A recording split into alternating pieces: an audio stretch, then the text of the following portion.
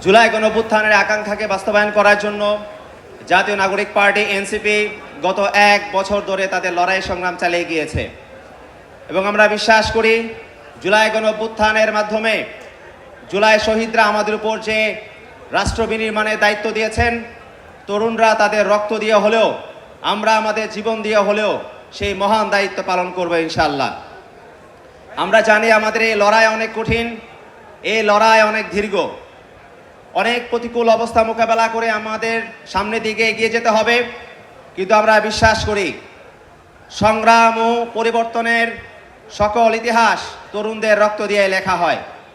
তরুণরাই পারে সকল পরিবর্তন সাধন করতে। এই বাংলাদেশের মধ্যে তরুণরাই সকল পরিবর্তনের কাণ্ডারির ভূমিকা অবতীর্ণ ছিল এবং আমরা বিশ্বাস করি জাতীয় নাগরিক পার্টি এনসিপি সামনের যে কোনো প্রতিকূল অবস্থা মোকাবেলা করে রাষ্ট্র বিনির্মাণের যে স্বপ্ন, ইনসাফ ভিত্তিক বাংলাদেশ কায়েমের যে স্বপ্ন, দায় দরদের বাংলাদেশ বিনির্মাণের যে স্বপ্ন, সাম্য মানবিক মর্যাদা এবং সামাজিক সুবিচার এর রাষ্ট্র বিনির্মাণের যে স্বপ্ন, সেই স্বপ্ন আমরা বিনির্মাণের কার্যক্রম চালিয়ে যাব ইনশাআল্লাহ।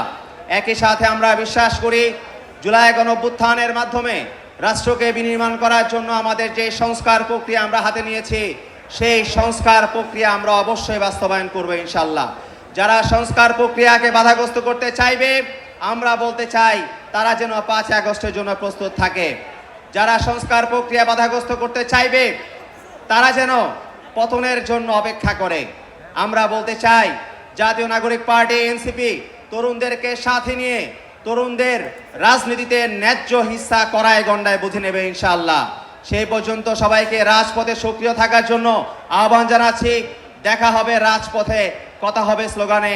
ইনকিলাব জিন্দাবাদ।